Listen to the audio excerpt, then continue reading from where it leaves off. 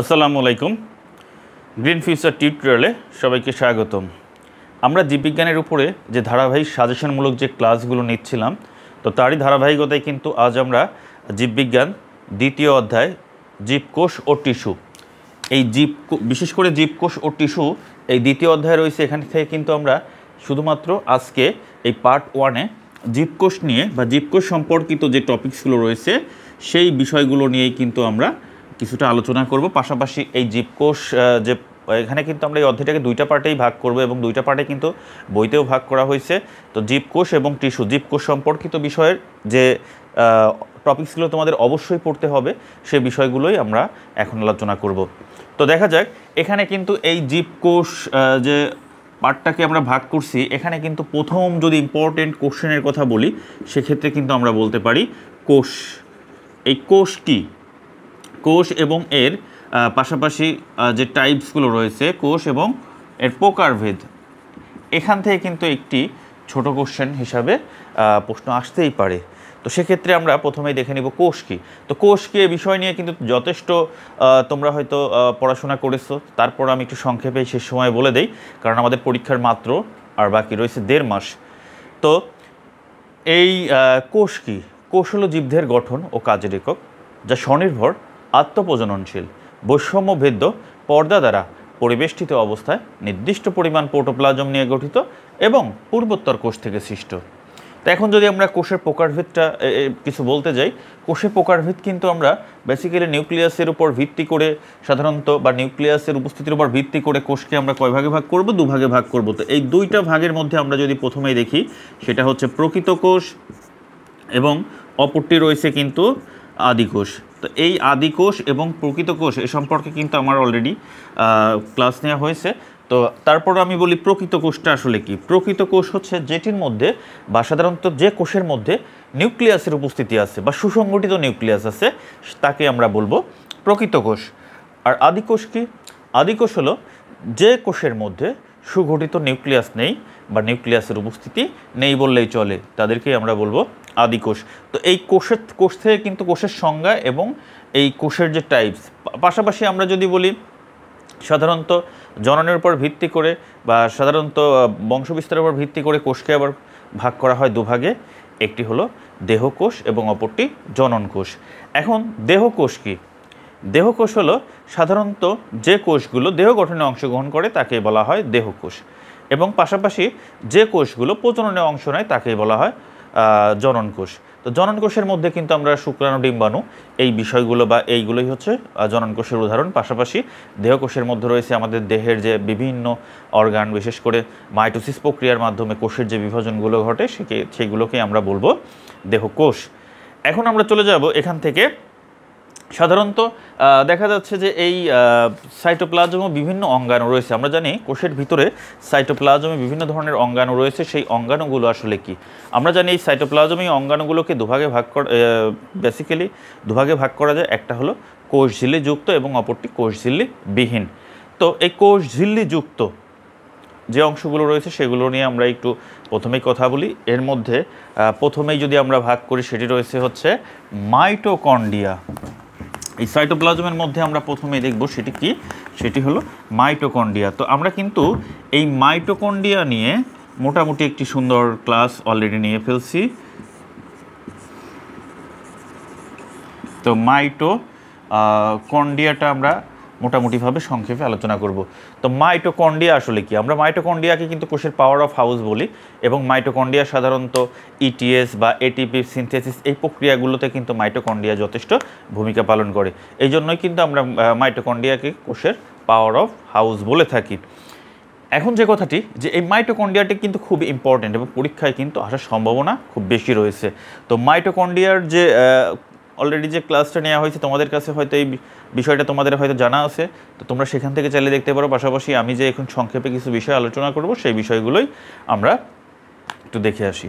তো এখন মাইটোকন্ড্রিয়ার প্রথমেই রয়েছে কি, যে একটা মাইটোকন্ড্রিয়া যদি আমরা আঁকি, দেখা যাচ্ছে যে এই মাইটোকন্ড্রিয়া আমরা আঁকার চেষ্টা করলে দেখা যাবে যে এটা অনেকটা সাধারণত দেখতে, আমরা যদি বলি যে চতুর্ভুজ আকৃতির, ষড়ভুজ আকৃতির, অথবা কিছুটা ডিম্বাকৃতির হতে পারে এবং এই মাইটোকন্ড্রিয়ার সাধারণত দুইটা কোষীয় অংশ থাকে, অর্থাৎ কোষ প্রাচীর দ্বিস্তর বিশিষ্ট।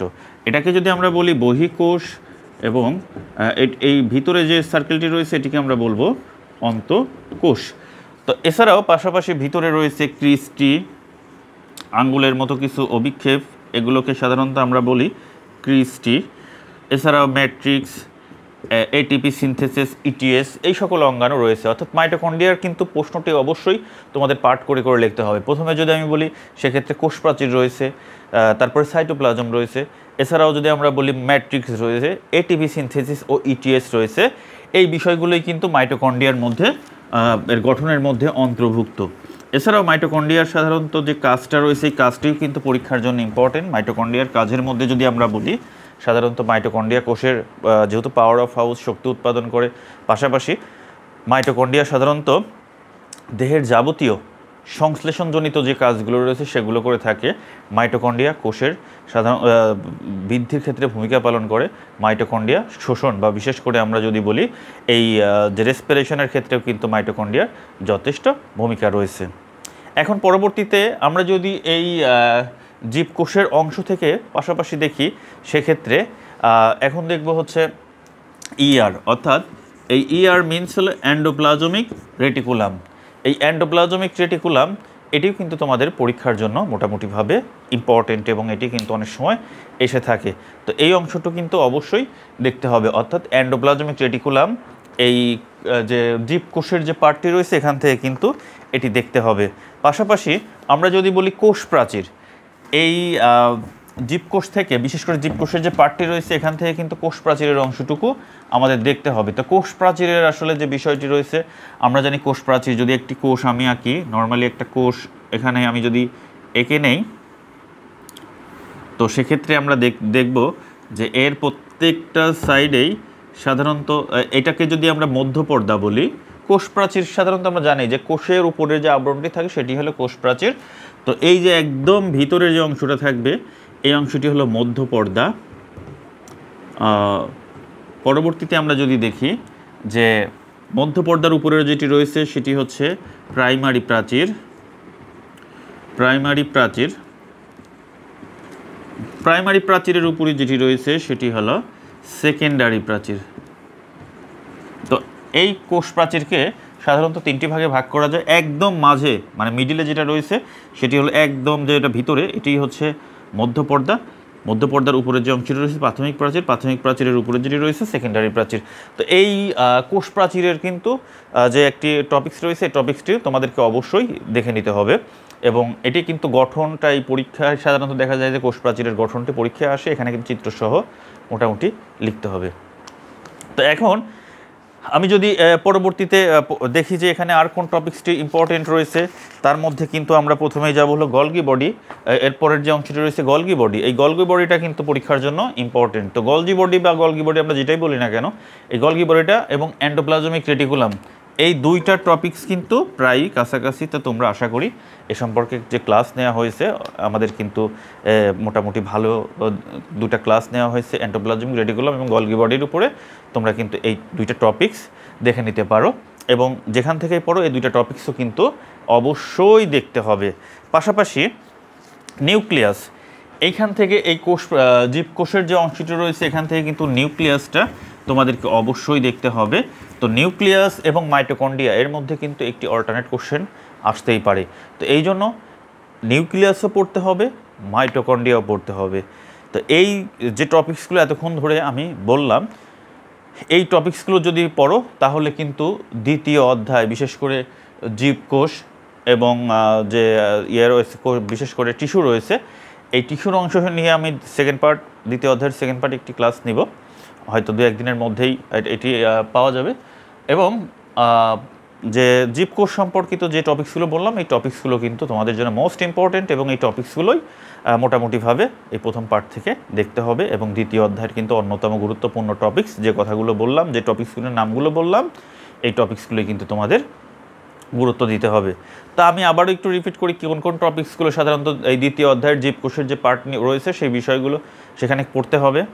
প্রথমেই বলছি কোষ এবং কোষের টাইপস, পাশাপাশি প্রাণী কোষ এবং উদ্ভিদ কোষ এই দুইটা স্ট্রাকচার কিন্তু দেখে রাখতে হবে, পরীক্ষায় কিন্তু আসতে পারে বা প্র্যাকটিক্যালি কিন্তু থাকে। পাশাপাশি যদি আমি বলি কোষ প্রাচীরটা পরীক্ষার জন্য মোস্ট ইম্পর্টেন্ট, পাশাপাশি মাইটোকন্ড্রিয়া এবং নিউক্লিয়াস। এছাড়াও যদি একটু এর পরের স্টেপটা বলি সেটা হচ্ছে এন্ডোপ্লাজমিক রেটিকুলাম এবং গলজি বডি। এই দুইটা টপিক্সও কিন্তু খুবই সিমিলার, প্রায় কাছাকাছি। সেক্ষেত্রে এই দুটো টপিক্স দেখতে হবে এবং এগুলো মোটামুটি দেখলে আশা করা যায় যে এই অধ্যায়ের এই প্রথম পার্ট থেকে মোটামুটি তোমাদের যে কোশ্চেনে আসুক তোমরা ভালো করতে পারবা। তো আজ এ পর্যন্তই।